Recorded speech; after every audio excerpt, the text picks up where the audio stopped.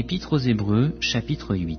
Le point capital de ce qui vient d'être dit, c'est que nous avons un tel souverain sacrificateur qui s'est assis à la droite du trône de la majesté divine dans les cieux, comme ministre du sanctuaire et du véritable tabernacle, qui a été dressé par le Seigneur et non par un homme.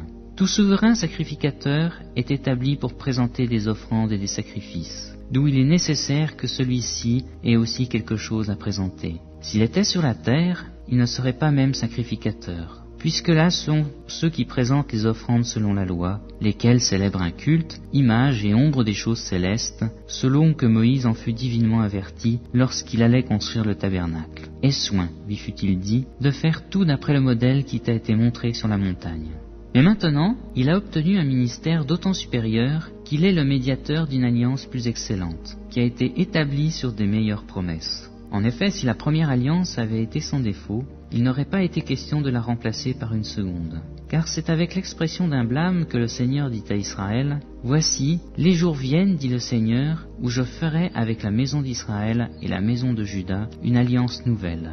Non comme l'alliance que je traitais avec leur père, le jour où je les saisis par la main pour les faire sortir du pays d'Égypte, car ils n'ont pas persévéré dans mon alliance, et moi aussi, je ne me suis pas soucié d'eux, dit le Seigneur.